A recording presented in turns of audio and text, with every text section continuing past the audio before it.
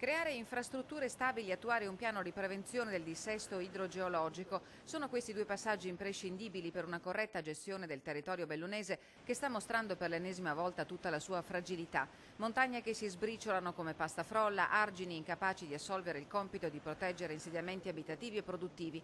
La straordinarietà è diventata consuetudine, al punto da far scattare i piani di allerta anche in previsioni di condizioni meteo di carattere non eccezionale. Ciò che è successo in questi giorni in Comelico e in Cadore conferma che non si può più aspettare. Ho scritto ai ministri competenti, ho parlato con Erasmo De Angelis, che è il capo della missione sul dissesto, chiedendogli di aumentare gli stanziamenti per la Regione Veneto, ma gli ho chiesto anche qualcosina di più in forza della legge del Rio di contingentare gli stanziamenti che arriveranno alla Regione Veneto e un pezzo di questi soldi che siano destinati in maniera diretta alla provincia di Belluno. Interventi rapidi e risolutori delle tante criticità della montagna bellunese sono stati sollecitati dai politici locali che siedono al Parlamento. Roger De Menech pare certo che stavolta il governo non potrà girarsi dall'altra parte. Il governo si è impegnato a stanziare tanti soldi su questa e quindi sicuramente in Veneto arriveranno tanti soldi. Il parlamentare del Partito Democratico ha chiesto per il momento di rimpinguare il Fondo Nazionale delle Emergenze con una dotazione di 100 milioni di euro, ma per ora è impossibile sapere come questo denaro, se davvero finirà in quel prezioso salvadanaio,